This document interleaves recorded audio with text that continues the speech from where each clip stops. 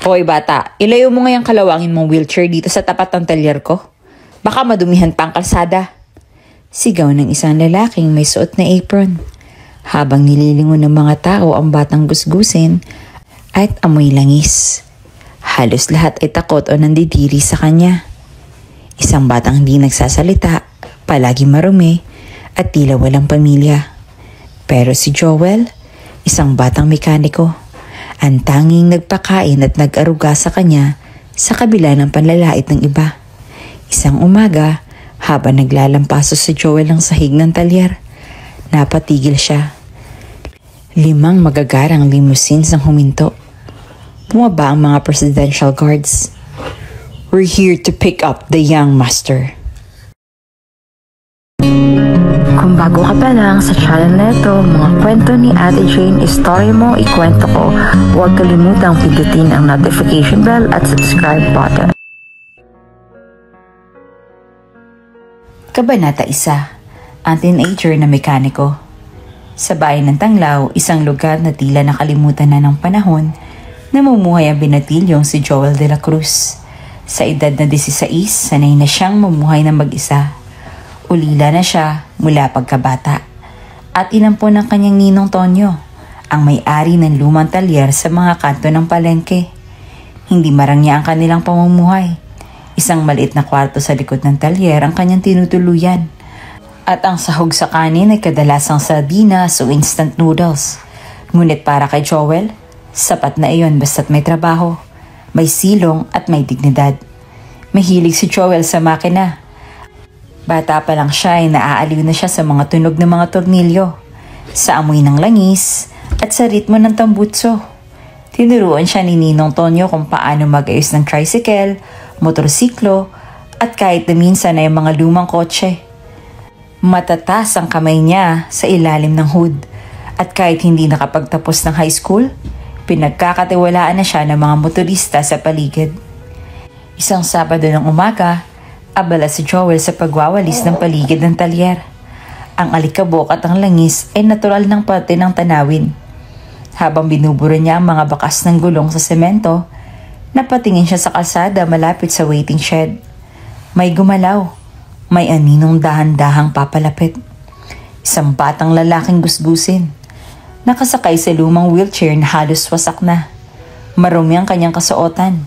May mansa ng putik at tila ilang araw nang hindi naliligo.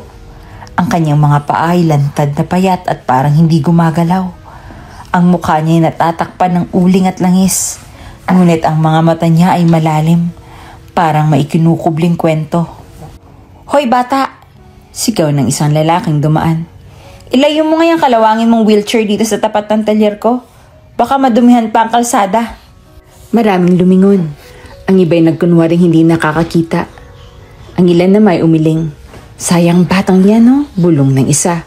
Siguradong palaboy, baka anak ng adik. Ngunit si Joel, hindi nakaalis ang tingin sa bata. Sa halip na takot o pagdududa, awa at pag-aalala ang bumalot sa kanyang dibdib. Dahan-dahan siyang lumapit, iniwan ang walis sa gilid. Uy tol, ayos ka lang ba? Tanong niya habang lumuluhod sa harap ng bata. Hindi sumagot ang bata. Nangangatog ito sa lamig at bahagyang yumuko. Halos hindi mo marinig ang hininga nito. Napansin ni Joel na nangitim ang mga kuko. May sugat sa siko at may tuyong dugo sa labi. Gutom ka na ba? Tanong ni Joel na halos pabulong. May tinapay ako sa loob, gusto mo? Walang tugon.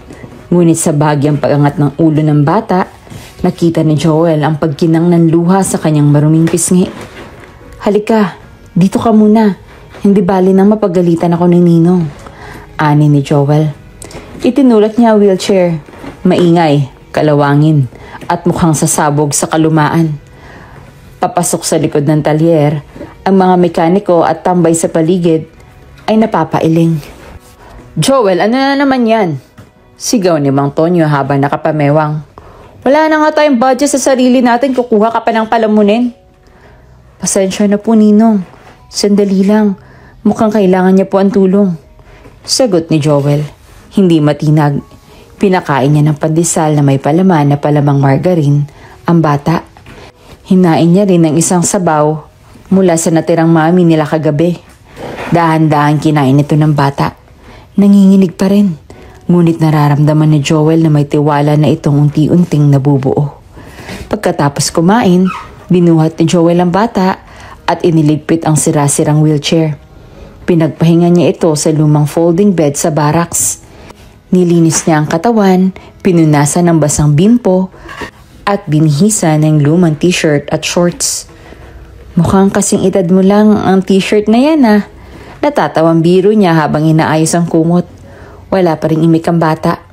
Ngunit bago ito makatulog, inabot niya ang kamay ni Joel at mahigpit na hinawakan. Para kay Joel, sapat na ang hawak na iyon. Parang sinasabi ng bata na, "Salamat." At sa gabing iyon, habang ang buong tanglaw ay natutulog na, nakatitig si Joel sa kisame ng kanyang kwarto. Isang tanong ang paulit-ulit sa kanyang isipan. Sino kaya ang batang ito? At higit sa lahat, bakit tila parang walang naghahanap sa kanya? Kabanata 2. Ang batang walang pangalan. Kinabukasan, maagang nagising si Joel. Tila hindi siya mapakali buong gabi. Habang tinitimpla niya ang mainit na 3-in-1 coffee at ininit ang pandesal na may palamang mantikilya at asukal, sumulyap siya sa natutulog pa ring bata. Tahimik itong nakaayos sa luma nilang folding bed. Balot sa kumot at may bahagyang ngiti sa labi. Para bang sa kauna-unahang pagkakataon, natulog ito na walang takot. Lumapit si Joel at dahan-dahang ginising ang bata. "Tol, gising na. Kain tayo." Dumilat ang bata. Malalim ang mata. Ngunit may kaunting liwanag sa ngayon. Umupo ito ng dahan-dahan, bakas pa rin ang pagod sa katawan. "Anong pangalan mo?" Tanong ni Joel habang iniabot ang tinapay. Tinitingnan lang siya ng bata. Tila sinusubukang intindihin ang tanong, ngunit hindi makabuo ng sagot. Pinilit ni Joel muli sa mahinahong tinig. "May pangalan ka ba? Pwede mo bang sabihin sa akin?" Umiling ang bata. Bumuntong hininga si Joel. Wala itong pangalan. O baka hindi lang nito matandaan.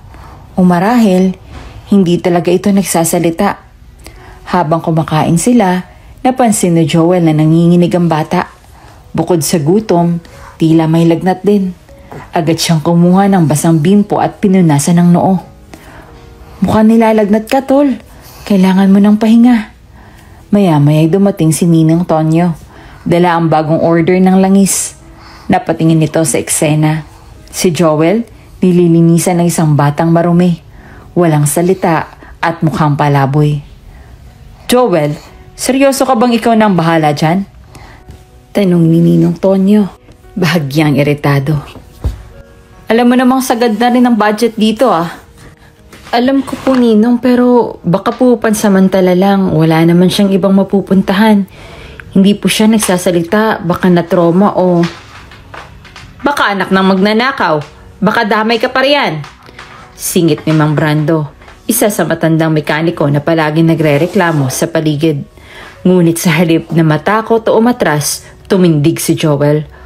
"Wala po akong pakialam kung saan siya galing. Ang importante, kailangan niya ng tulong ko ngayon. At kung ako lang ang meron siya, hindi ko siya pababayaan." Tahimik si Ninong Tonyo. Maya-maya, umiling ito at ngumiti ng marahan. "Hi Joel, anak. Pusong mamon ka talaga. Bahala ka na sa kanya. Pero wag mong kalimutang magtrabaho ha." "Opo Ninong, salamat po." Sagot ni Joel. Bakas sa muka ang pasasalamat. Kinahapunan, habang nagpupunas si Joel ng sasakyan, sumulyap siya sa bata na nakaupo sa gilid ng barracks. Tahimik ito. Pinagmamasdan lang siya habang nagtatrabaho. Parang gusto nitong lumapit pero hindi makagalaw. Lumapit si Joel at ngumiti. "Gusto mo bang dito ka sa tabi ko? Safe dito. Huwag kang matakot." Muling hindi sumagot ang bata, pero tumango ito ng bahagya. Iniikot ni Joel ang wheelchair palapit sa lilim sa sasakyan at sinimulang turuan ng bata kung paano gumana ang makina. "Dito pumapasok ang langis, dito umiinit ang spark plug. Parang puso ng makina to. Paliwanag ni Joel sabay ngiti. Ikaw, may puso ka rin. Kaya mo rin gumana ulit. Habang binibigkas ni Joel ang mga salitang iyon, napansin niyang may pumapatak na luha mula sa mata ng bata. Agad siyang lumapit at pinunasan nito. Okay lang yan, tol. Hindi mo kailangan magsalita kung ayaw mo pa. Basta nandito lang ako, ha? Palagi. Bulong niya. Kinagabihan, habang nakahiga na silang dalawa sa barracks, tinanong ulit ni Joel. Kung ayaw mo sabihin ang pangalan mo, pwede ba kitang bigyan ng bago? Kahit pansamantala lang. Tumingin sa kanya ang bata. Tila may interes ito. Bagamat hindi makapagsalita. Malapit na ang Pasko, sabi ni Joel. Kaya pwede bang tawagin kitang Noel? Para maalala natin yung araw na dumating ka dito. Ito ang araw na binago mo rin ang buhay ko. Hindi sumagot si Noel. Ngunit marahang tinapik ang braso ni Joel. Sa simpleng galaw na iyon, ramdam niyang tinanggap siya ng bata. Simula noon, naging si Noel ang pangalan ng batang hindi nagsasalita. Walang alaala at walang pamilya. Araw-araw, ginagampanan ni Joel ang pagiging kuya, tagapag-alaga at tagapagtanggol. Ginagapang niya ang kaunting pera para makabili ng gatas, gamot at pagkain. Kung minsan, isang pandesal lang ang laman ng bulsa ni Joel at kahit siya gutom, ibinibigay niya iyon kay Noel. Busog na ako, tol. Sinungaling niyang sinasabi habang kumakalamang sikmura. At isang gabi, habang tahimik silang kumakain ng kanilang lamig at tuyong ulam, biglang nagsalita si Noel. Paungol, mahina, halos pabulong. Kuya. Nabitawan ni Joel ang kutsara. Napatitig siya sa bata. Anong sabi mo, tol? Tanong niya. Nanginginig.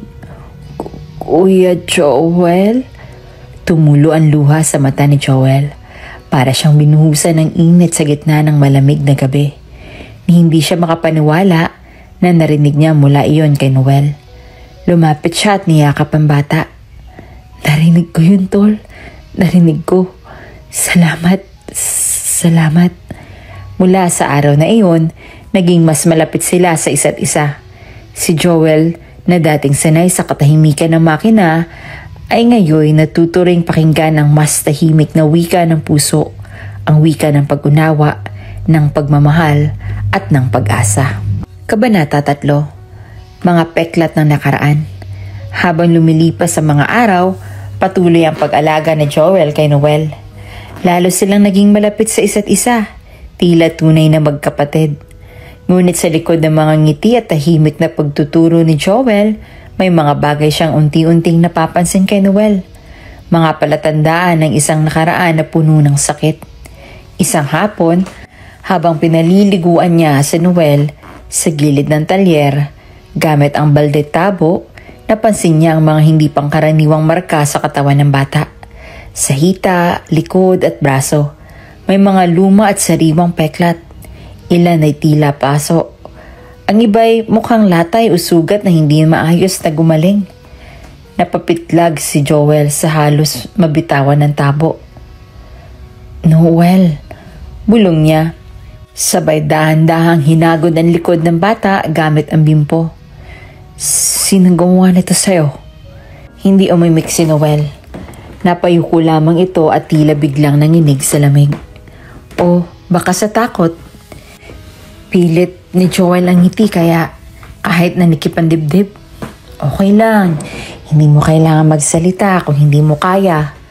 Pagkatapos ng paliligo, pinahiran niya ng antibiotic ointment ang mga sugat ni Noel at binihisan. Palatandaan ng pagkakakilanlan ng bata. Walang ID, walang papel, ni kahit anong gamit. Isa lang ang napansin niyang consistent sa kilos nito. Tuwing may nakikitang unipormadong tanod, pulis, o kahit simpleng gwardiya sa kanto, parang may biglang takot sa mata nito.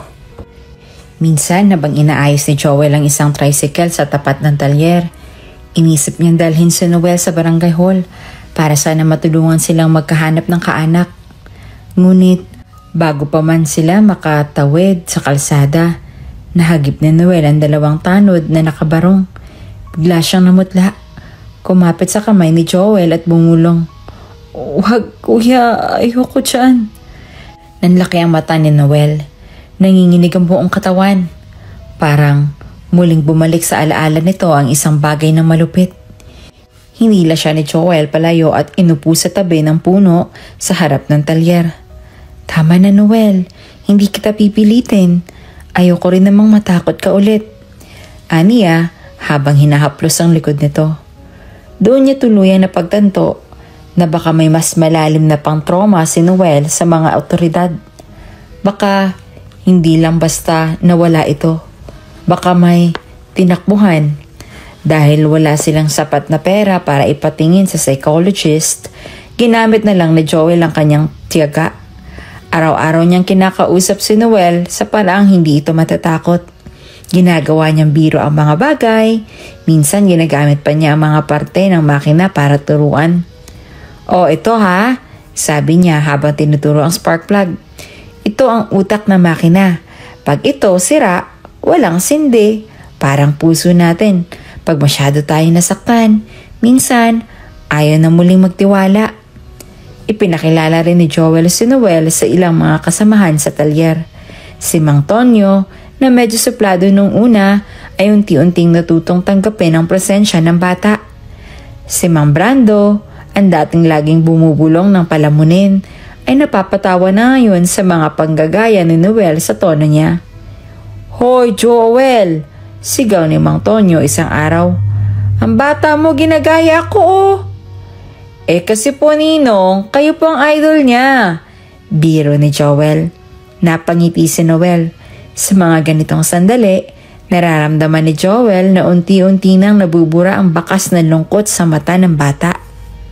Tuwing gabi, si Joel pa rin ang nagsisilbing tagapagturo, tagapagsalo ng kwento at tagapag-aruga. Wala mang malinaw na sagot sa kung saan galing si Noel o kung sino man ang sumugat sa kanya. Isa lang ang sigurado ni Joel, hindi niya hayaang bumalik pa si Noel sa madilim na nakaraan na iyon. Tila isang hindi inaasahang pagkakataon ang nagdala kay Noel sa kanyang harapan. Pero ngayon, hindi na ito basta batang lansangan na nakasakay sa sirasirang wheelchair. Para kay Joel, kapatid niya ito, anak sa puso. At kung kinakailangan igapang niya ang buhay nila pareho, gagawin niya. "Hindi mo kailangan takasan na nakaraan, tol," bulong ni Joel habang tinatakpan ng kumot si Noel sa barracks. "Basta ako, nandito lang palagi." Sa labas, tahimik ang gabi, ngunit sa barracks ng lumang talyer, may 2 pusong sugatan na unti-unting naghihilom sa katahimikan, sa pagmamalasakit at sa pagkakaibigang walang hihinging kapalit. Kabanata 4. Mga mapanghusgang mata. Sa kabila ng tahimik na buhay sa talyer, hindi pa rin naiwasan ni Joel at Noel ang masakit na panghuhusga ng lipunan. Sa bawat araw na lumipas, kasabay ng pagbubukas ng talyer, binubuksan din nila ang pinto sa panibagong hanay ng mapanuring tingin, bulungan at maling akala ng mga taong hindi lubos ang pag-unawa. "Yan na naman yung bata sa wheelchair. Hindi ba yan yung pinulot lang ni Joel? Baka anak ng ate ko kriminal yan. Akalain mo kinupkop pa wala na nga yung kinabukasan." Ang kapal ng muka. Sa dami ng problema ni Joel, nagdagdag pa ng pabigat. Paulit-ulit. Parang sirang plaka na hindi mapatigil. Pero sa kabila ng lahat, hindi nagpadaig si Joel. Sinalubong niya ang bawat panghuhusga ng katahimikan. Hindi siya nakipagtalo. Ngunit ramdam ang paninindigan sa kanyang mga kilos na hindi niya kailanman pababayaan si Noel. Isang gabi, habang sabay silang kumakain ng kanin at tuyo, napansin ni Joel na sobrang tahimik si Noel.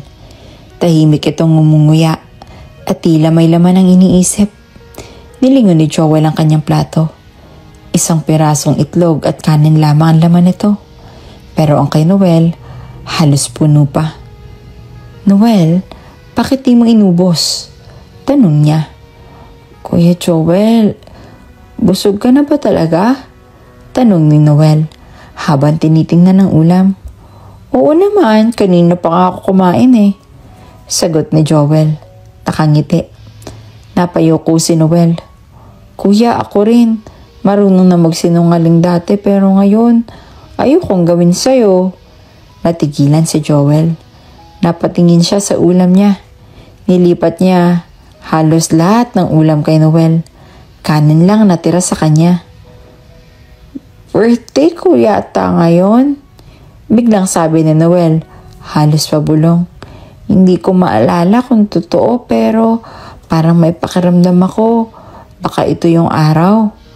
Tumigil si Joel sa pagkain sa loob ng ilang segundo para lumambot ang buong paligid. Minsan lang sa buhay niyang marinig ang ganong hiling. Simpleng pangungusap pero punong-puno ng sugat at pag-asa. Ganun ba, tol? Sabay kuha ni Joel na nakatabing biskwit sa isang lumang garapon. Abay, dapat may handa tayo. Inalabas niya ang isang maliit na kandila mula sa drawer. Yung karaniwang ginagamit sa brownout. Nilagay niya ito sa ibabaw ng biskwit at sinindihan gamit ang lighter. Happy birthday, Noel! Nakangiting sabi ni Joel. Make a wish! Tumingin si Noel sa kandila. Ilang segundo siyang tahimik. Pinikit ang mata. Pagkatapos, hinipan ang apoy. Anong hiniling mo? Tanong ni Joel. Na sana hindi ka mawala, kuya. Sagot ni Noel. Sa labas ng barracks, tila may mga taong dumadaan at nakasilip. Narinig nilang nagtatawanan. Birthday ng pulubi? Biskwit lang? Ay, talaga namang anong klaseng buhay yan. Kinabukasan sa harap ng talyer, may isang matandang babae ang lumapit. Kilala ito ni Joel bilang si Aling Marites, puno ng mga tsismosa sa barangay.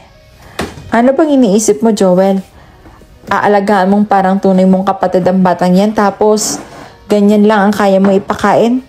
Baka mamaya multuhin ka pa niyan. Sabay tawa. Hindi sumagot si Joel. Sa halip, lumapit siya kay Noel na nasa gilid at tinulungan maglinis ng piyesa. Inakbayan niya ito at ngumiti. Wala kang dapat ikahiya, tol. Aniya, wala siyang alam sa tunay na pagmamahal. Sa tuwing may sinasabi ang iba, si Noel ay tahimik lang.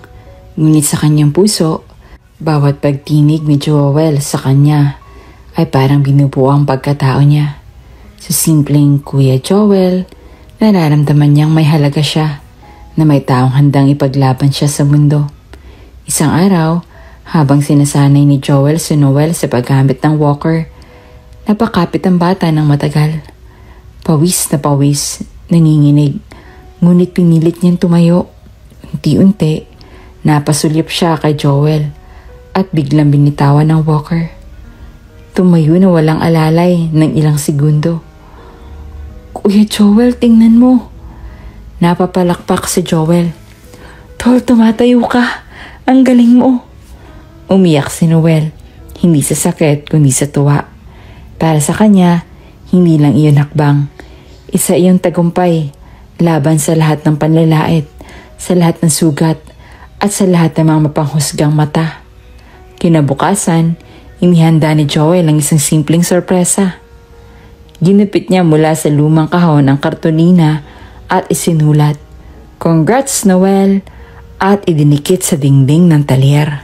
Nagulat ang ibang mekaniko, pero napangiti rin. Isa-isang lumapit ang ilan sa kanila. Nagbigay ng high five at nagsabing, "Ayos ka, bata." Hindi na lamang sila dalawa ngayon sa laban.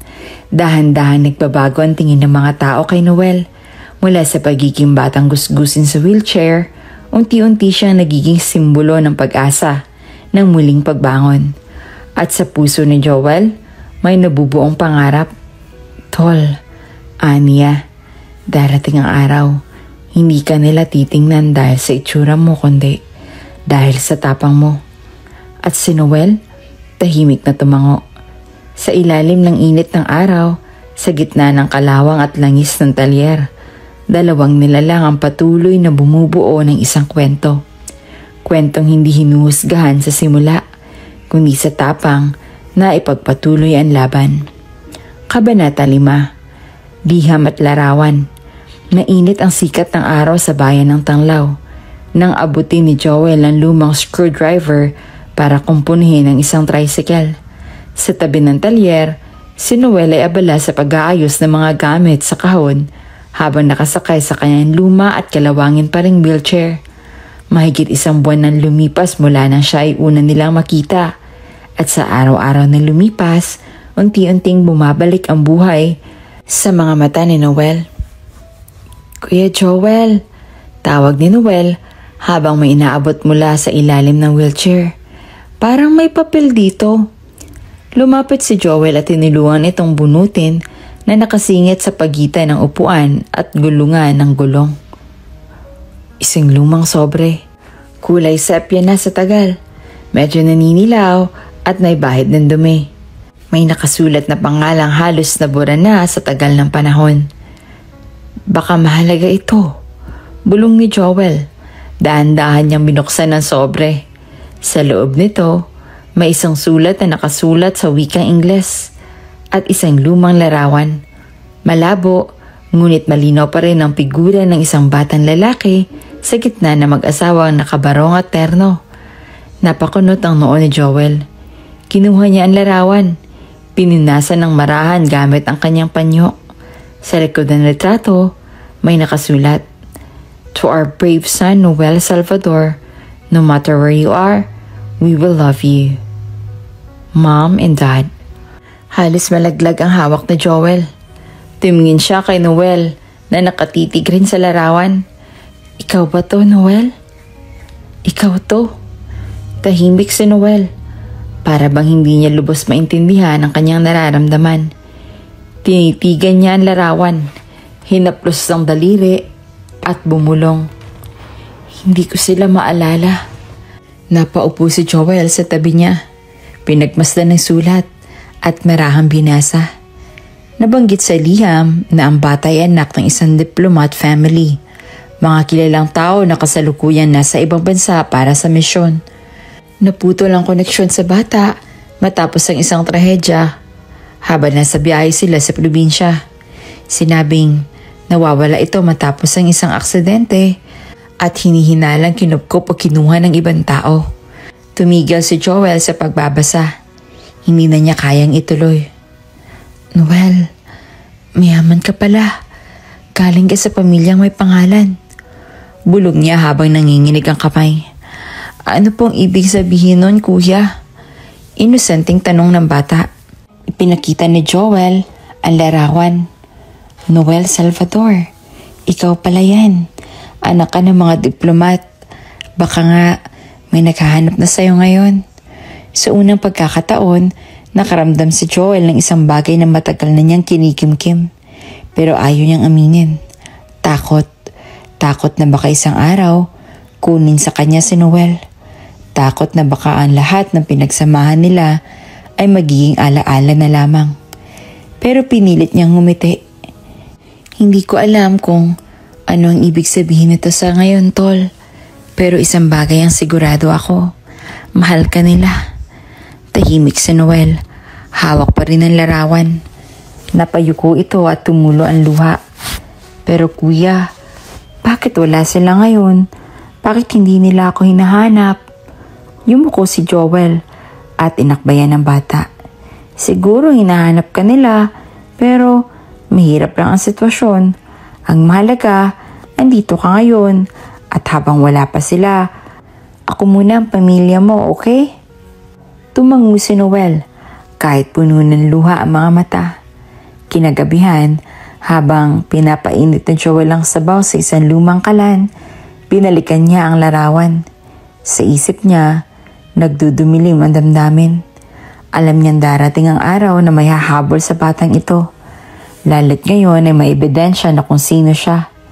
Pero mas nangingibabaw sa kanya ang kagustuhang protektahan si Noel, ang bata na tinuring na niyang kapatid, anak at kaibigan. Kinabukasan, hindi na niya sinama si Noel sa talyer. "Tol, dito ka muna sa barracks ha. Magpahinga ka.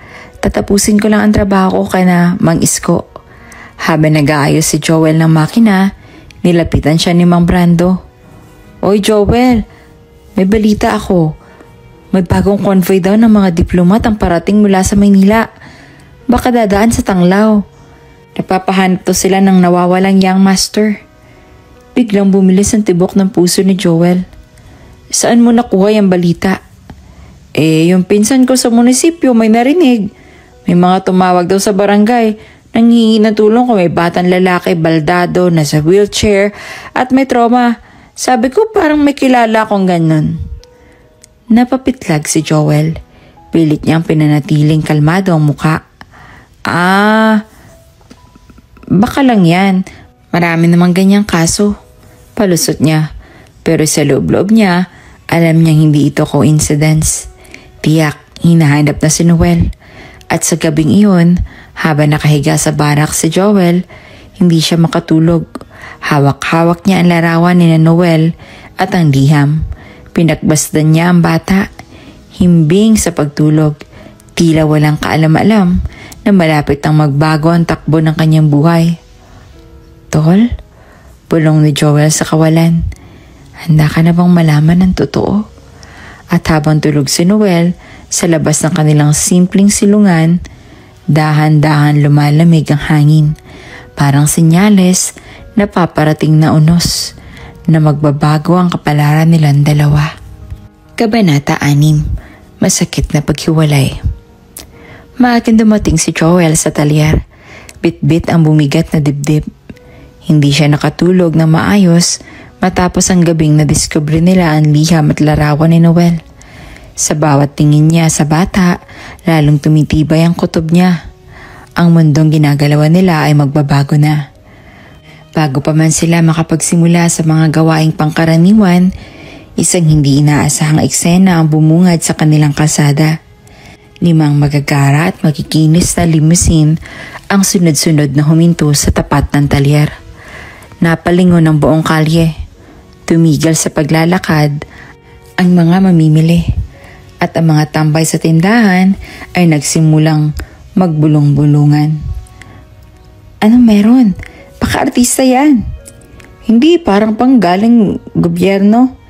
Isa-isang bumaba ang mga nakaitim na uniforme. Pawang mukhang presidential guards.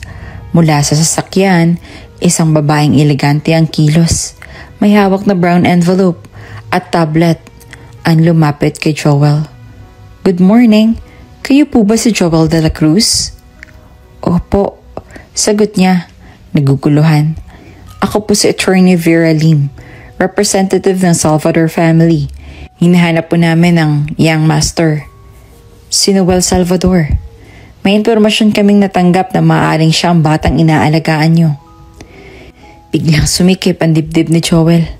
Kahit alam na niya sa puso niya na darating ang araw na ito. Iba pa rin pala ang pakiramdam kapag narito na sandali. Nasa loob po siya sandali. Mahinang sagot niya. Sabay lakad patungo sa barracks. Pagbukas ng pinto, bumungad sa kanya si Noel na nakaupo sa gilid ng kama. Naglilinis ng laruan, nagawa sa tansan. Wala siyang kamalay-malay sa mga kaganapan sa labas. Tol, may mga taong dumating. Sabi nila kilala ka raw nila. Napatingin si Noel. Kita sa mukha niya ang pagkabahala. Sino sila kuya? Mga tauhan daw ng pamilya mo. Yung totoong pamilya mo, Noel. Hinahanap ka raw nila. May dalang larawan. Kapareho na nakita natin. Biglang namutla si Noel. Hindi ko sila kilala. Alam ko, hindi mo pa sila naaalala. Pero baka totoo yung sinasabi nila. Noel Salvador raw ang tunay mong pangalan. Anak ka ng diplomat.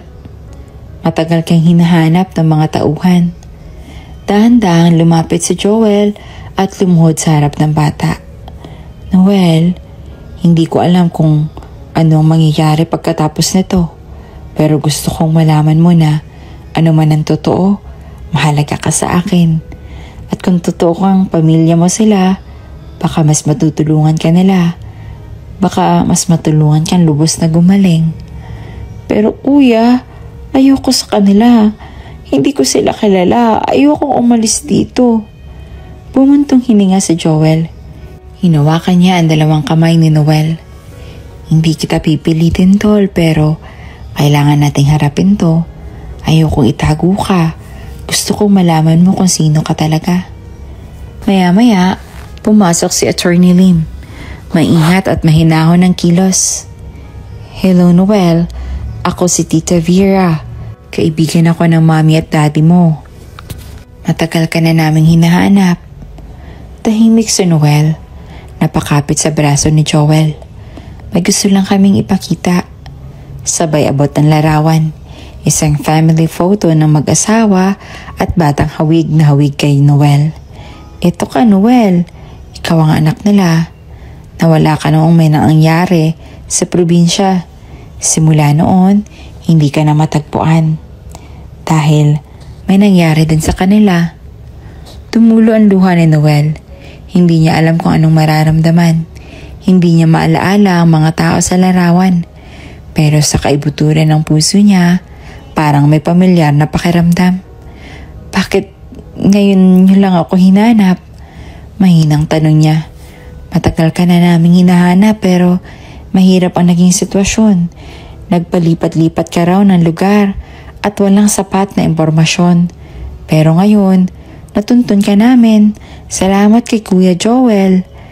Nilingon ni Noel si Joel. Nanginginig ang kamay niyang hawak sa braso nito. Kuya, kung totoo nga, mawawala ka ba sa akin? Napapikit si Joel. Pilit nilulunok ang buhol sa lalamunan. Tol, hindi kita iiwan kahit saan. Kahit saan ka pumunta, parte na kita.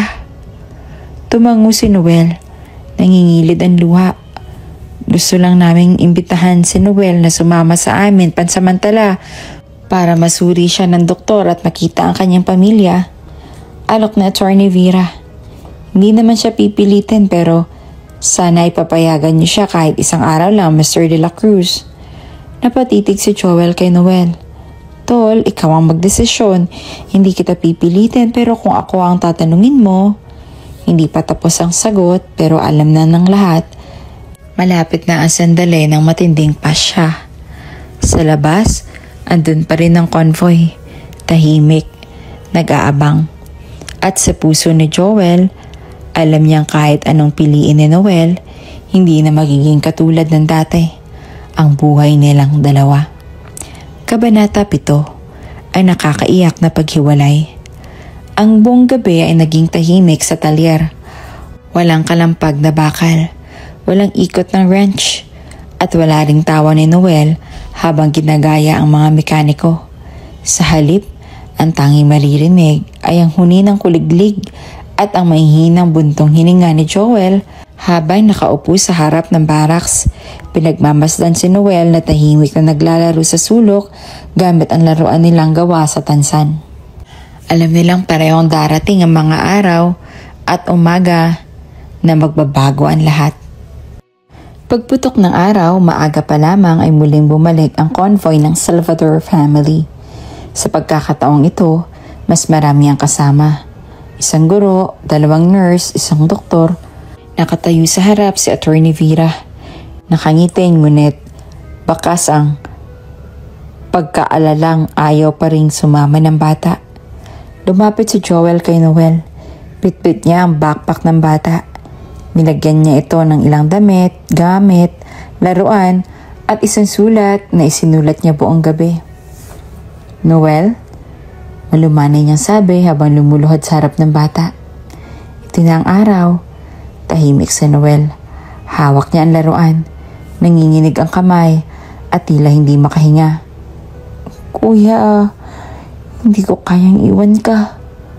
Umupo si Joel sa tabi niya. Tol, alam kong mahirap pero kailangan mo itong subukan. Para sa'yo to, para gumaling ka, para makilala mo kung sino ka talaga. Pero ikaw ang pamilya ko, kuya. Bulong ni Joel habang nagsisimulang tumulo ang luha. Ikaw ang mundo ko. Hindi na napigilan ni Joel ang sarili. Niyakap niya ng mahigpit ang bata. Ikaw rin ang mundo ko, Noel, pero hindi ibig sabihin na ang paglayo ay paglimot. Lagi ako nandito. Kahit hindi mo ako nakikita, kasama mo pa rin ako. Maya-maya, lumapit na ang isang staff ng Salvador family. Dala ang bagong wheelchair. Pinagmasdan nito ni Noel. Makintab, moderno, may strap at headrest. Malayo sa kalawangin at nanginginig niyang lumang wheelchair. Ready na po ba siya, Sir Joel? Tanong ni Attorney Vera. Pumuntong hininga si Joel. Tumango. Nilapitan niya si Noel at itinayo ito dahan-dahan. Tol, sandali lang. Akay kita. Nang may kabit na siya sa bagong wheelchair, saka lang humagulgol ang bata. Ayoko, kuya. Kuya Joel, ayoko sa mama. Huwag mo akong pabayaan. Tol, para sa'yo to.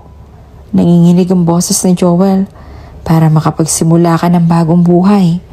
No, hindi ko kailangan ng yaman. Ikaw ang gusto ko. Habang umiiyak, pilit kumakawala si Noel mula sa pagkakastrap. Nagpumiglas siya. Sinubukang bumaba ng wheelchair, sabay kapit kay Joel. Kuya Joel, huwag. Ayoko dito. Dito lang ako. Yumuko si Joel at niyakap si Noel ng mahigpit. Sa gitna ng mga tao, sa harap ng buong bayan, bumagsak ang luha ni Joel. Wala siyang pakialam sa tingin ng iba.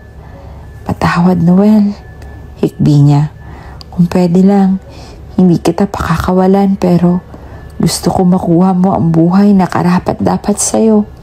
Hindi yung buhay na kapos, hindi yung puro hirap. Kahit masakit sa akin, pipiliin kong ilaban ka. Kahit mawala ka sa akin. Hinila ng staff si Noel. Paulit-ulit itong sumigaw. Kuya, wag mo akong iwan. Napahiga si Noel habang pilit hinahatak. Ang kamay ay nakadukot sa ere. Patuloy ang pag-iyak. Si Joel, paluhod na naiwan sa harap ng barracks. Hawak ang laruan ni Noel, ang tansang ginawang kotse. Basag na ang isang gulong.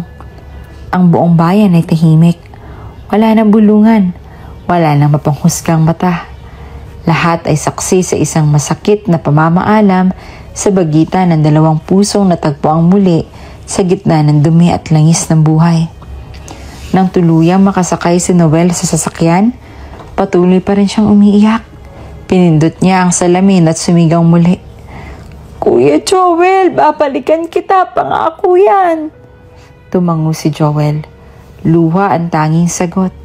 Pagkaalis ng convoy, bumagsak ang katawan ni Joel sa lupa. Tumulo ang pawis, ang luha, ang lahat ng bigat na pinigilan niyang sumabog kanina. Sa kamay niya, hawak pa rin niya ang laruan. Tahimik niyang binulong. Salamat sa lahat, Tol. Kahit sandali lang, naging buo ako.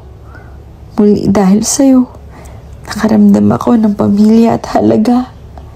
At sa araw na iyon, habang sumikat ang araw sa bayan ng Tanglaw, isang batang mekaniko ang nawalan ng kasama. Kabanata 8. Ang sunog na nagbigay sakit. Isang gabi, habang abalang nagkakalkal si Joel ng pyesa sa ilalim ng isang pick-up na bagong dating sa talyer, isang matandang lalaki ang sumigaw mula sa labas. Joel, may amoy gas! Tingnan mo yung van, tingnan mo nga. Opo, Ninong. Sagot ni Joel habang nilalapag ang kanyang tools. Sa pagmamadali niyang tapusin ang trabaho para makapahinga na, hindi na niya napansin ang manipis na tagas mula sa linya ng gas. Nakasindi pa rin ang welding torch malapit sa makina. Isang kisap mata lang. Boom! Sumambulat ang apoy. Nayanig ang paligid. Tumalsik ang mga gamit. Sa sobrang lakas ng pagsabog, bumulwak ang apoy mula sa ilalim ng sasakyan. Napasigaw ang mga manggagawa. Napakapit ang mga kapitbahay sa rehas. At ang mga batay nagsitakbo, ang mga matanday na patili. Si Joel, na nasa tapat mismo ng makina, ang direktang tinamaan ng apoy. Joel! Sigaw ni Ninong Tonyo habang pinipilit lapitan si Joel. Pero napaatras siya sa init. Walang malay si Joel nang buhatin siya papunta sa kalapit na health center. Nasunog ang kalahating muka, ang kanang balikat, at halos kalahating dibdib. Sa ospital, ilang araw siyang walang malay. At sa kanyang panaginip, naroon si Noel, nakatingin sa kanya, umiiyak, sumisigaw ng, "Kuya Joel!" Pero hindi niya maabot. 3 linggo na ang lumipas bago siya makalakad muli. Wala na siyang salamin.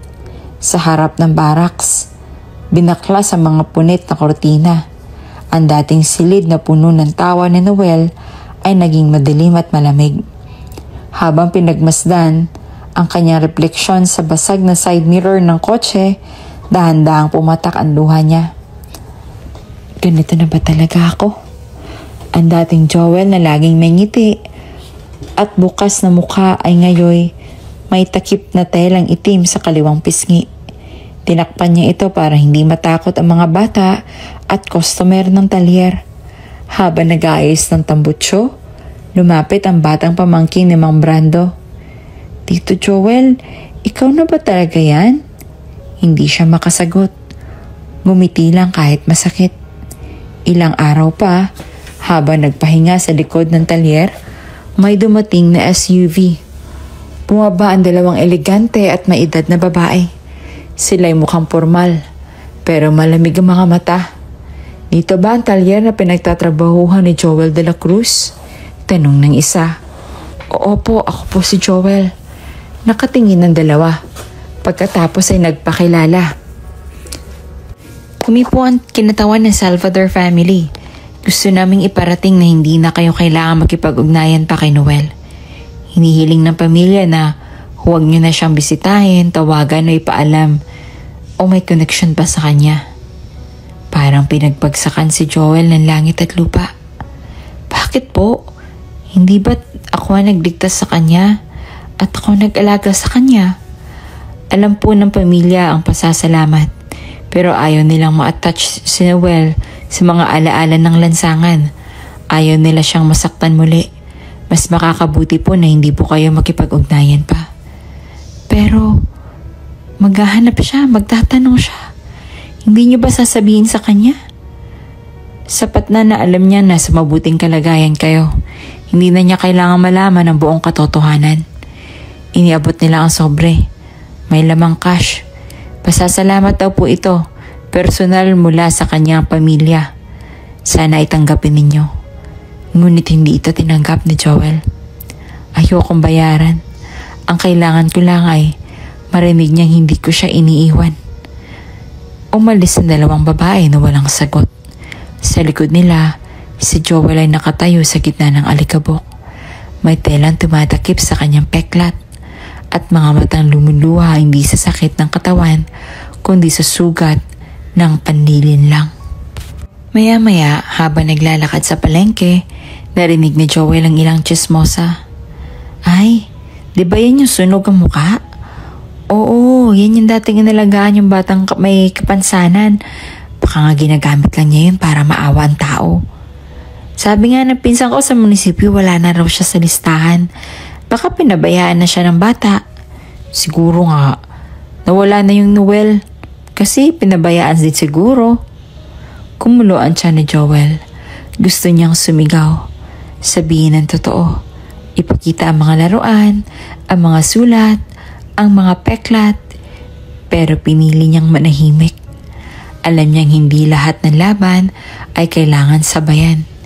May mga sugat na hindi kailangang ipakita para lang mapatunayan ang pagmamahal. Sa gabing iyon, nilinis niya muli ang sirang wheelchair ni Noel. Binuhos ang tubig, pinunasan ng tela, nilagyan ng langis ang gulong. Maaaring wala na ang batang dati niyang tinatawag na kapatid, pero sa puso niya, araw-araw pa ring umiikot ang buhay sa isang pangakong binitawan. "Hanggat buhay ako, hindi ko hahayaang mawala ka sa mundo." Kabanata 9. Ang lumipas na panahon. Lumipas ang mga taon sa bayan ng Tanglao. Sa unang tingin, parang wala namang nagbago. Nandyan pa rin ang lumang talyer, ang karinderyang laging may tinolang manok, ang tricycle drivers na nagkwakwentuhan sa kanto. Pero para kay Joel de la Cruz, ang lahat ay nag-iba na. Hindi na siya lumalabas ng walang takip sa muka. Hindi na rin siya masyado nakikisalamuha sa iba. Kung dati abala siya sa pagbibiro sa mga customer at pakikisalamuha sa mga kabataan sa paligid, ngayon ay mas pinili niyang tumahimik, magtrabaho at umiwas sa eksena. Sa loob ng barracks, halos wala ng laman kundi mga gamit na puro alaala. Isang lumang walker, isang laruan na sasakyan, at ang kinakalawang na wheelchair ni Noel. Nakasilid sa isang kahon ng mga sulat na hindi niya kailanman naipadala. Araw-araw, sinasariwa niya sa isip niya ang boses ni Noel. Ang tawa nito, ang ngiti, ang tinig nitong tumatawag na Kuya Joel. Ngunit sa kabila ng pananahimik niya, hindi tumigil ang kanyang mata sa pagbabantay. Sa mga balita, Facebook post, flyers ng outreach programs, lahat na may larawan ni Noel ay kinokolekta niya. At sa bawat litrato, kitang-kita niya ang pagbabago. Si Noel, na dating takot magsalita, ngayon matayog na nagsusulong ng karapatan ng mga batang may kapansanan. Sa edad na 17, siya na ang tinaguriang Young Ambassador of Disability Rights ng isang international foundation. Sa kanyang mga speech, lagi may kasamang linya. May isang taong tumulong sa akin noong panahon nung wala akong boses. Hanggang ngayon, hindi ko siya makakalimutan. Utang ko sa kanya ang lahat. At sa bawat pahayag na iyon, hindi maiwasan ni Joel ang mapaluha. Sapagkat alam niya, siya iyon. Pero wala siyang mukha sa kwento. Wala siyang pangalan. Isang anino na lang siya sa likod ng tagumpay ni Noel.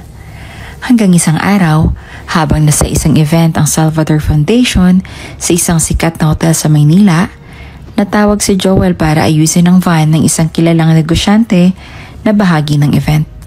Pagdating niya sa lugar, hindi siya makapaniwala sa nakita. Sa entablado mismo ng ballroom, naroon si Noel. Matangkad na bihis sa Amerikana habang binabasa ang kanyang talumpati sa harap ng maraming bisita. Nakaupo sa harap ang mga kilalang personalidad, diplomats, media at ilang business tycoons. Si Joel ay nanatiling nakatayo sa gilid ng service area. May suot na cap at surgical mask. Biglang may isang lalaking mistiso ang lumapit kay Noel. Narinig na Joel ang usapan. Dapat hindi ka na dinala dito. Bulalas na lalaki. Hindi ka bagay sa lugar na ganito. Mukha ka pa ring bata sa kalye. Hindi naman halata na anak ka ng diplomat eh. Nakita ni Joel ang pagkailang sa mata ni Noel. Napakagatlabi ito. Ngunit pinilit ngumiti at tumango na lang. Tumalikod na ang lalaki sabay bulong. Sayang ka. Hindi na napigilan ni Joel ang sarili. Tumayo siya, tahimik na lumapit, at bago pa man tuluyang makalayo ang lalaki, isang malutong na suntok ang binigay niya rito. Napaurong ito at napasigaw, at nagkagulo ang mga tao sa paligid. Wala kang karapatang manlait ng pinanggalingan ng iba. Maling sabi ni Joel bago lumayo at sumakay muli sa van. Hindi niya alam kung nakita siya ni Noel, pero bago pa siya makaalis, may isang tanod ang humabol. Sandali lang kuya, may nagpakilala na saksi sa'yo. Sabi niya, yun daw ang lalaking tumulong sa akin noon. Gusto kang kausapin ng pinata. Napahinto si Joel, nanginginig ang kamay. Hindi siya sigurado kung handa siyang humarap. Hindi alam ni Noel na hindi lamang isang beses nangyari itong ipagtanggol siya ni Joel. Habang lumalaki siya, kahit sa malayo, lagi siyang sinisiyasat at binabantayan ni Noel. At kung sino man ang may gumawa ng masasama sa kanya, binabalikan sila ni Joel na hindi alam ni Noel. Isang gabi, habang bumalik na siya sa Tanglaw, may dumaan na bata sa tapat ng talyer. Kuya Joel, nakita ka raw ni Noel sa Maynila. Sinabi niya sa TV na gusto ka raw niyang makita. Ngunit bago pa man siya makapagsalita, dumating si Aling Rosa, isa sa mga pinakachismosa sa bayo. Sabihin niyo dyan sa Noel. Pera lang ang habol niya ni Joel sa kanya, kaya siya inalagaan. Hindi umimik si Joel, sa halip ngumiti siya sa lalaki at sinabing, sabihin mo na lang kay Noel na salamat sa pag-aalala pero masaya na ako dito. Hindi na niya kailangang hanapin pa ako. Makalipas ang ilang linggo, natanggap ni Joel ang isang sobre mula sa Koryo. Walang sender. Nang buksan niya ito, may laman na larawan ang lumang walker ni Noel na pinadala niya noon sa outreach center. Sa likod ng litrato may maikling sulat. Kung sino ka man, alam kong ikaw ang kuya. Sa mga alaala ko, kung handa ka sana magkita tayo. Hindi pa rin siya sumagot. Pero sa puso niya, alam niyang kahit ilang taon na lumipas, kahit ilang milya ang layo nila sa isa't isa, ang ugnayan nila ay hindi kailanman naputol. Hindi man siya makapagpakilala, alam niyang sa bawat hakbang ni Noel, naroon siya, isang tahimik na anino sa likod ng tagumpay, isang tagapagtanggol na walang pangalan. At sa bawat araw na dumarating, patuloy siyang nananalangin. Sana balang araw, ako rin ang hahanapin ng mata niya. Kabanata 10. Ang binatang leader. Sa bawat entablado na tinutungtungan ni Noel Salvador, dala niya ang dignidad ng mga batang minsan ikinalimutan ng lipunan. Sa edad ng 21, isa na siyang kinikilalang boses ng mga kabataang may kapansanan. Mula sa mga seminar sa universidad hanggang sa forum ng international NGOs, isa lang ang mensaheng paulit-ulit niyang sinasabi. Walang batang dapat ikulong sa katahimikan. Lahat tayo ay may karapatang marinig. Tuwing siya ay nagsasalita, lahat ng mata ay nakatuon sa kanya, sa kanyang tuwid na postura, matalinong pananalita, at pusong puno ng tapang. Ngunit sa likod ng mga papuri at parangal, may bumabagabag pa rin sa kanyang isip ang mga alaala ng isang lalaki na tinatawag niyang Kuya Joel. Isang gabi, habang nagbabasa siya ng mga sulat ng mga batang may kapansanan mula sa probinsya, napansin niya ang isang liham na may kakaibang tono. Salamat po, Sir Noel. Dito po sa bayan namin sa Tanglao, halos walang nagtuturo sa amin.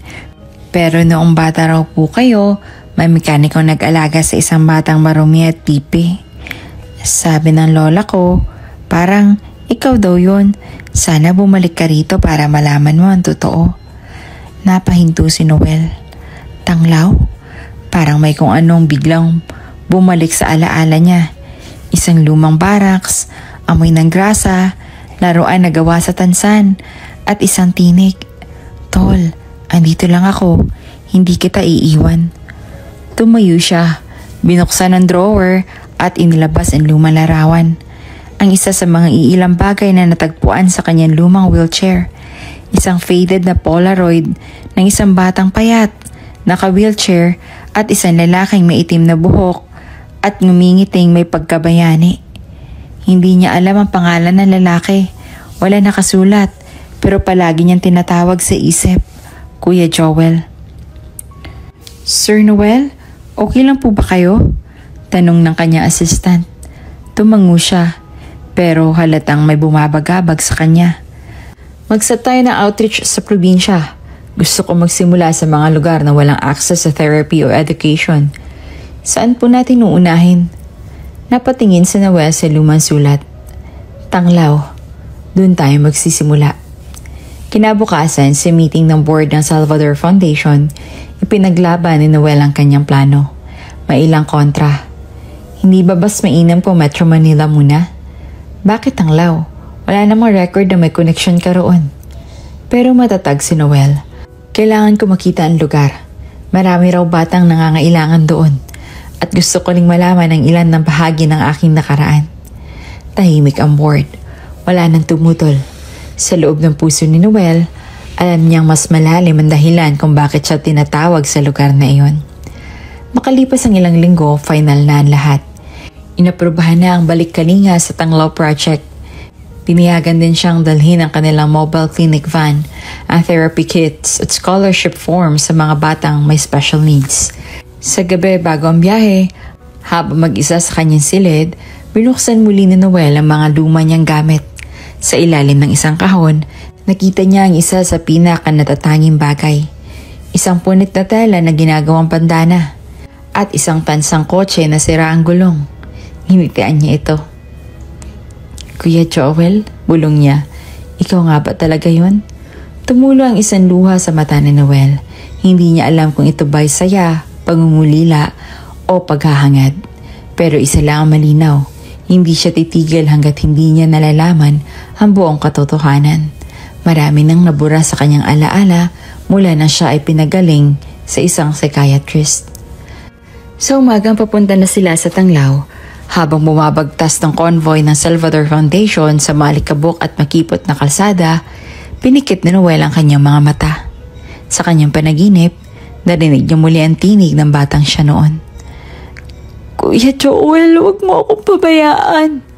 At pagising niya, isang matamis ngunit malungkot na ngiti ang gumuhit sa kanyang labi. Huwag kang mag-alala, kuya. Ako naman ang maghahanap sa'yo ngayon. Unti-unti nang bumalik ang aking alaala sa aking nakaraan. Kabanata 11. Ang hindi inaasahang pagkikita. Mataas na ang araw nang makarating ang convoy ng Salvador Foundation sa bayan ng Tanglaw. Habang bumababa ang mga tauhan mula sa van at truck, agad naman nagtipo ng mga bata, magulang at guro sa plaza. May karatulang nakabitin. Maligayang pagdating ni Noel Salvador at ang Balik Kalinga team. Ngunit habang abalaan lahat sa paghanda ng programa, si Noel ay may tila sariling hinahanap. Hindi siya mapakali. Sa bawat sulok ng bayan, tila hinahanap ng kanyang mata ang isang bagay na hindi niya maipaliwanag. Sir Noel, gusto niyo na pong simulan ang pagbibigay ng kagamitan? Tanong ng isang volunteer. Sandali lang, gusto kong umikot. Sagot niya. Hindi na siya sinamahan ng team. Naglakad siya mag-isa sa makipot na daan patungo sa palengke hanggang sa mapadako sa tapat ng isang lumang talyer. Kalawangin ng mga signage at may sira-sirang bubong at tila halos wala nang mapagkumpuni roon. Napansin niyang may isang mobile clinic van at medyo may problema sa makina. Agad niyang tinawag ang driver. Sir Noel, yung van po natin nag-overheat. Dito raw may talyer na pwedeng puntahan. Pumasok si Noel sa loob ng bakuran ng talyer. Amoy langis, amoy kalawang, amoy alaala. May tao pa ba? Tawag ng driver. May lumabas na lalaki may takip ang kalahati ng muka gamit ang itim na telang maskara. Medyo kuba na sa trabaho. Tahimik at tila ayaw makipag-usap. May hawak na wrench habang sinusuri ang makina. Sir, pwede po bang magpa-check ito? Mobile clinic po namin yan part ng outreach program, sabi ng driver. Tumango ang mekaniko, walang imik, tahimik na sinimula ng pag-check. Tila sanay na sanay ang kamay nito sa makina. Kilos na paulit-ulit, pihit na eksakto sa torque, at tingin na malalim sa bawat detalye ng makina. Si Noel, sa di malamang dahilan, napako sa tingin sa lalaki. Bakit pamilyar ang galaw niya? Habang pinagmamasdan niya ito, may biglang dumaan na hangin. Kasabay nito, lumipad mula sa isang bukas na pinto ng barracks ang isang bagay. Isang laruang gawa sa tansan. Sirang-sira, may nakadikit pang maliit na sticker na hugis bituin. Nahulog ito sa mismong paanan ni Noel. Napayuko siya, pinulot niya ito at doon nagsimulang bumalik ang mga alaala.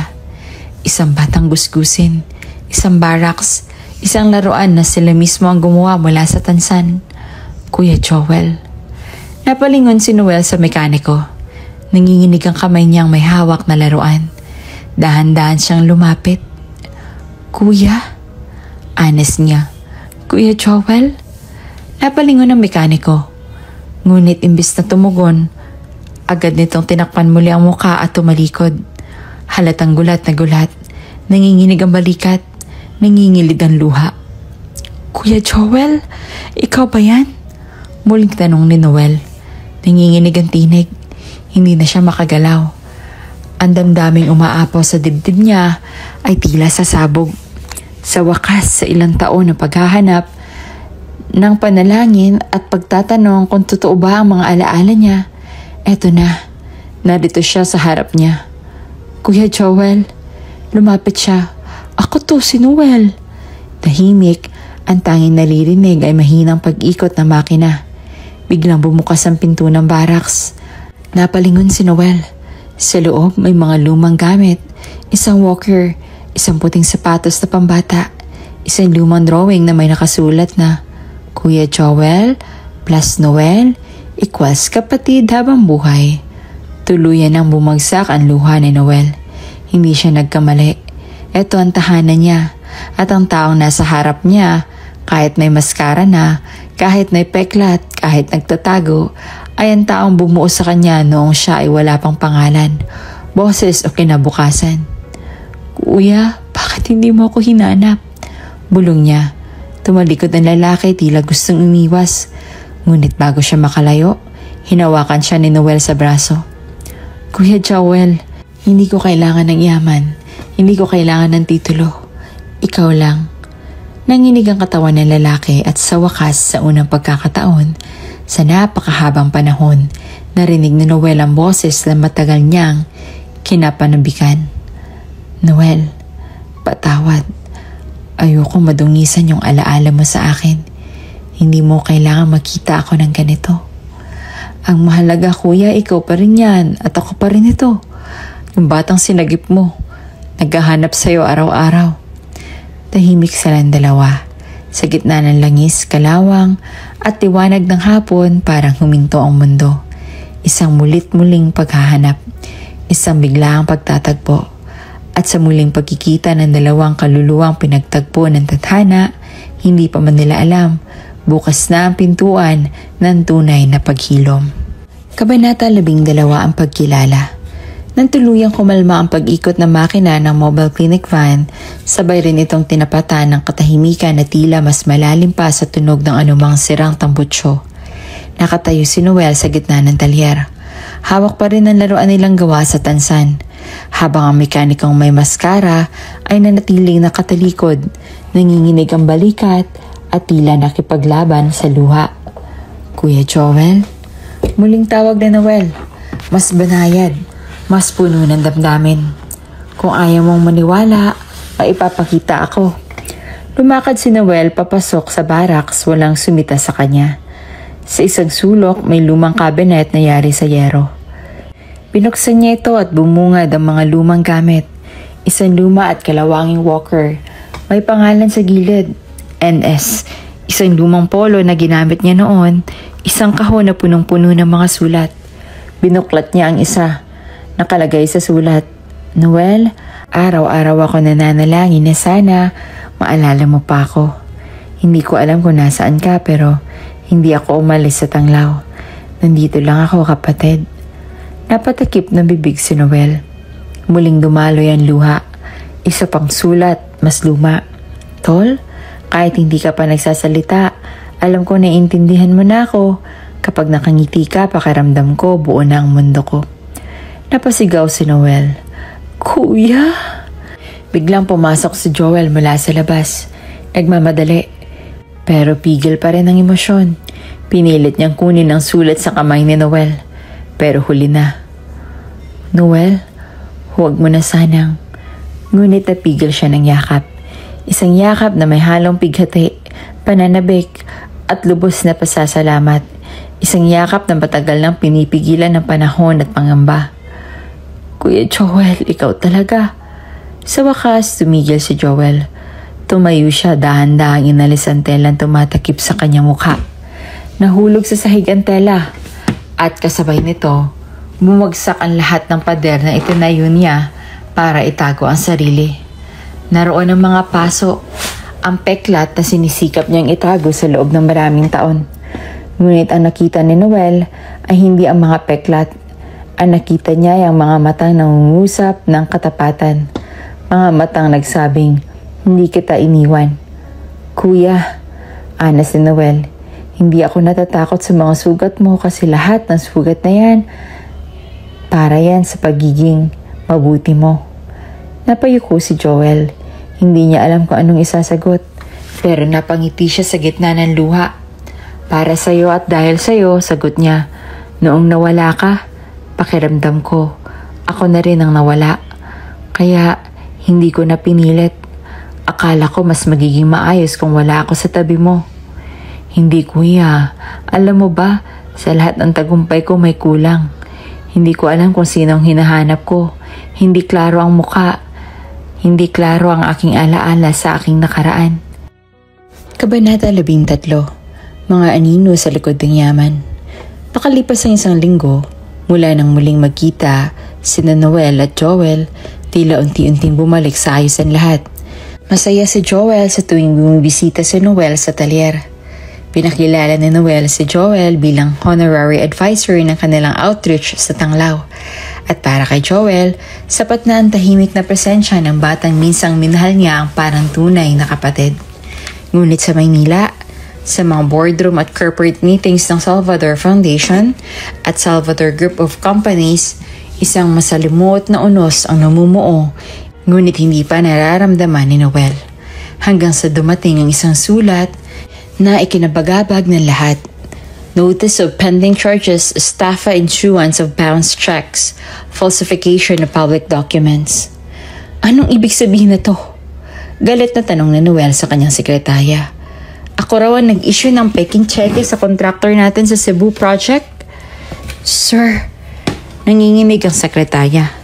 Lahat po ng dokumento ay may pirma ninyo pero pinipilit po na accounting na kayo po mismo ang nag-aproba. Bumagsak si Noel sa upuan. Hindi siya makapaniwala. Ilang milyon ang nawawala. At ang mas malala, ang pangalan niya mismo ang nilagay sa sentro ng iskandalo. Makalipas ang ilang oras, dumating ang legal counsel ng kumpanya. Noel, kailangan mong harapin ang mga to. May 5 kasong isinasampalaban sa'yo at may nag-leak ng media outlet. Baka bukas headline ka na. Hindi ko ito ginawa. Hindi ako pumirma ng kahit anong ganyang cheque. Maling sagot ni Noel. Pero sir, singit ng legal officer, ang mga cheque galing sa opisina mo. Ang pumalit sa inyo noong nasa outreach kayo sa Tanglaw, si Mr. Lorenzo Sarmiento. Siya ang aking CEO habang wala ka. Napakunot noo si Noel. Si Lorenzo ang kanyang pinagkakatiwalaang business partner mula pa nang pumasok siya sa foundation work. Siya ang tumulong sa kanya nung una pa lang siyang bumalik sa pamilya ng mga Salvador. Matinik, matalino, magaling magsalita, at tila masyadong perpekto. Ngunit ngayon, unti-unting may bumubuking sa likod na maskara nito. Kinagabihan, habang nakaupo sa opisina, pinilit ni Noel na balikan ang mga dokumento. May pinabura si Lorenzo sa digital system. May mga record na nawawala. Lahat ng pera na para sa mga proyekto ng mga bata ay inilipat sa mga shell company. At ang pinakamatinding revelasyon ay lumitaw na isang sulat na hindi sinasadyang niiwan sa dating opisina ni Lorenzo. Isang lumang kopya ng police report tungkol sa aksidenteng sinapit ng kanyang mga magulang. Ang aksidenteng sinabing freak car crash noon. Ngunit sa ibaba ng report, may isang linya. Anonymous witness claims car tampering and arranged brake failure. Person of interest. Parang gumuho ang mundo ni Noel. Siya ang dahilan kung bakit naulila ako. Kinabukasan, dumating ang subpoena. Kailangan siyang humarap sa preliminary hearing. Sa labas ng Salvador Building, nagkagulo pa ang media. Puno ng kamera. May mga nagsisigawan. Mandurugas! Peking philanthropist! Sa loob ng kanyang opisina, wala na ang dating respeto. Maging mga board ng sariling pamilya ay nag-aalinlangan sa kanya. Wala na ring makakakitaan si Noel ng suporta maliban kay Joel. Habang nasa tanggapan ng talyer si Joel, dumating si Noel. Nakasombrero, naka-jacket at halatang napagod. Hindi na niya kailangan itago ang bigat na dinadala. Kuya, anas ni Noel. Sinira nila ang pangalan ko. Pati ang pangalan ng mga magulang ko. Nilaso nila ang alaala ng kabutihan. Ang taong pinagkakatiwalaan ko pala, siya rin ang sumira sa pamilya ko. Hindi na napigilan ni Joel ang paglapit. Inakbayan si Noel. Alam ko kung anong pakiramdam ng pinagtaksila, Noel. Pero hindi mo kailangan lumaban mag-isa. Paano to, kuya? Baka mawala sa akin ang lahat. Pati ang foundation, ang mga proyekto natin. Ngumiti si Joel. May mga bagay na pwedeng mawala. Pero ang integridad, kapag totoo ka, babalik yan. At ngayon, kailangan mong ilaban ang katotohanan. Paano? Hanapin natin ang butas. Kung may daya sa mga dokumento, may isang taong may access. At hindi ako papayag na hindi siya mahuli. Para sa'yo, para sa magulang mo.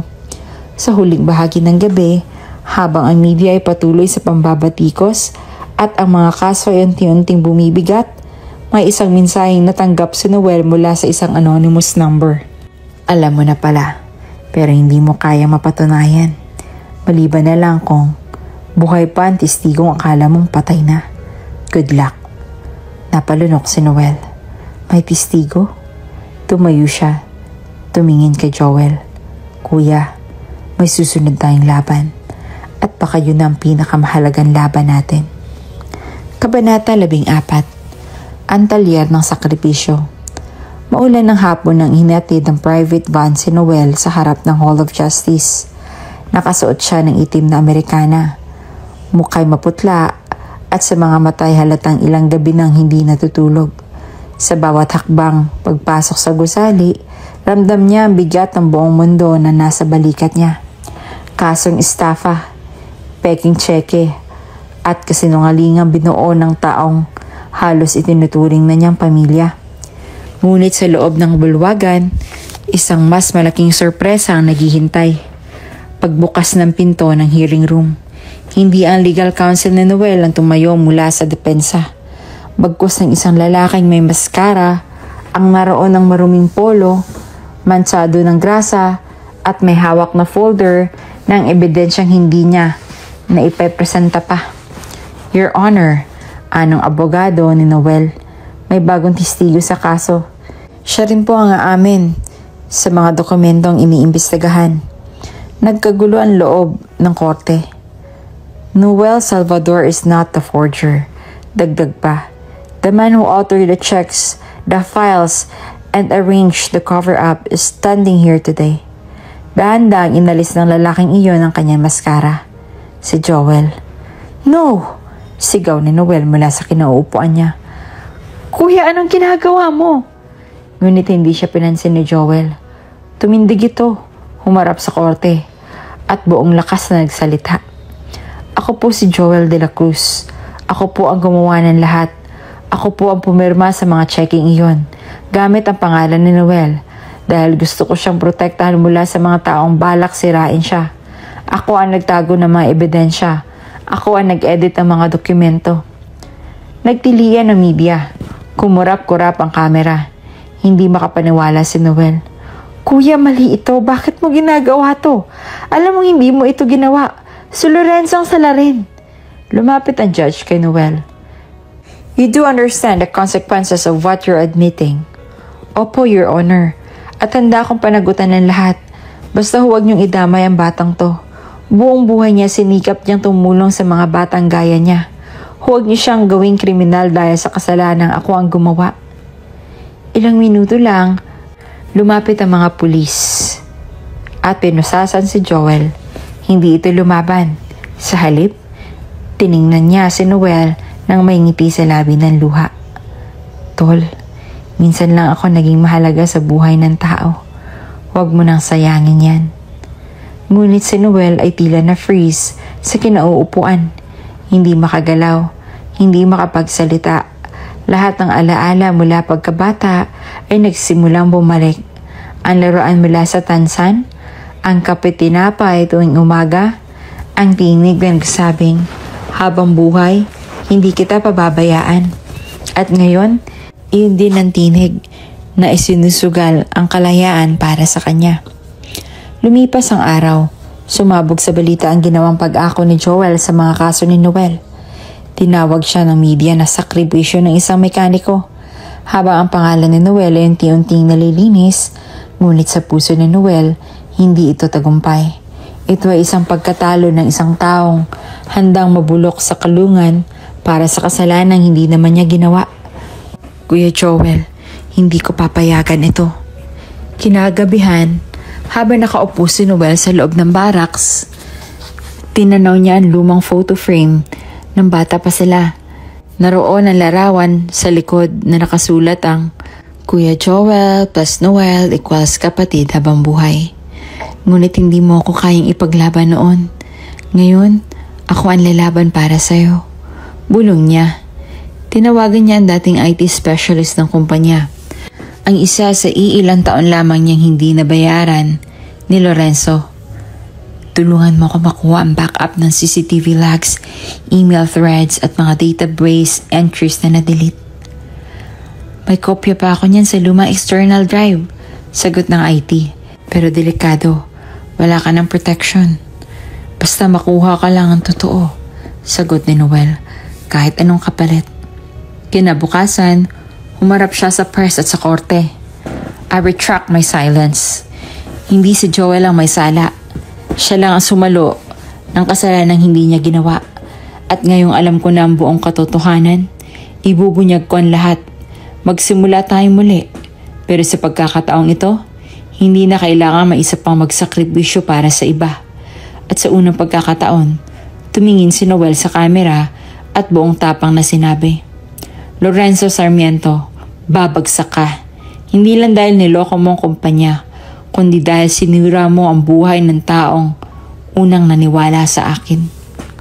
Kabanata 15. Hindi pisikal ang pagkatao. Maaga pa lang ay puno na ng tao ang Hall of Justice.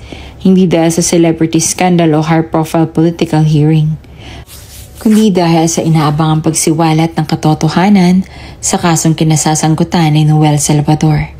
Ang dating bata sa wheelchair, ngayon kilalang tagapagtanggol ng mga kabataang may kapansanan. At ngayon nilapastangan ng mismong taong pinaniwalaan niya. Ngunit sa pagkakataong ito, hindi na si Noel ang tila bibitay. Siya na ngayon ang humahawak ng armas ng katotohanan. Tinawag ang testigo sa kasong estafa, falsification, and attempted corporate fraud, Mr. Eduardo Edong Viloria. Tahimik na pumasok sa witness stand ang lalaking halos sing edad ni Joel. Dating accounting staff ng Salvador Group, kilala sa pagiging tahimik sa takot ng gulo. Ngunit ngayon sa ilalim ng panunumpa at sa harap ng korte, tila may bumabagabag sa kanyang kaluluwa. Mr. Viloria, paninimula na abogado ni Noel. Hinihiling po namin sa ilalim ng oath sabihin ninyo ang buong katotohanan tungkol sa mga nangyayaring pandaraya sa kumpanya. Tahimik, nanginginig ang kamay ni Edong. Tumingin sa paligid, tila nag-aalinlangan. Ngunit sa sulok ng silid, napansin niya si Joel. Nakaputing polo, nakaposas, at nakaupo sa isang sulok na tila wala ng pag-asa. Doon na siya napaluha. Hindi na niya kinaya. Sa totoo po, hindi po si Noel Salvador ang may sala. Umiyak na siya. Si Lorenzo Sarmiento, ang tunay ng utak ng lahat. Nagkagulo sa courtroom. Pumalakpak ang ilan. Ang iba naman ay nanlaki ang mata sa pagkabigla. Pakiulit, Mr. Viloria, sabi ng judge, mariing tinig. Si Lorenzo po, sigaw ng testigo. Ako po ang nagtatago ng mga dokumentong pinagawa niya. Sa lahat ng checking pinirmahan, ako ang gumamit ng fake signature pad. Lahat ng email approvals ni Noel, pinalitan namin sa server. At yung panahong nawala siya sa tanglaw, pinlano naming masira ang pangalan niya sa media. Totoo bang may kinalaman si Lorenzo sa pagkamatay na magulang ni Noel Salvador? Tanong ng piskal. Lalong namutla si Edong. Humigop ng malalim na hangin. Saka nagsalita. Opo, Your Honor. Nandun po ako nang bayaran niya ang dalawang lalaking naglagay ng sabotahe sa sasakyan ng mga magulang ni Noel. Brake failure po ang dahilan. Sinadya nilang mapalitan ng fluid. Tapos, pinagbantaan niya akong huwag magsalita. Kung hindi pati pamilya ko daw ay mawawala. Halos mahulog sa kinauupuan si Noel. Pinilit niyang manatiling matatag. Ngunit ang marinig ang kumpirmasyon, Tila sumabog ang lahat ng damdaming tinago niya mula pagkabata. Tumulo ang luha niyang pigil sa loob ng maraming taon. Pinatay niya sila. Bulong niya. Dahil lang sa pera. Hindi na napigilan ng mga tao ang emosyon. Ang ilang reporters ay nag-uunahan sa pag-type. Ang board ng Salvador Group ay tulalang nagtitigan. At si Joel, kahit nakaposas, ay napatingin kay Noel. Ngayon ay nakatayong tuwid. Marubdob ang damdamin at puno ng lakas. Tumayo si Noel. Naglakad patungo sa harap. Hindi na ito bahagi ng legal script.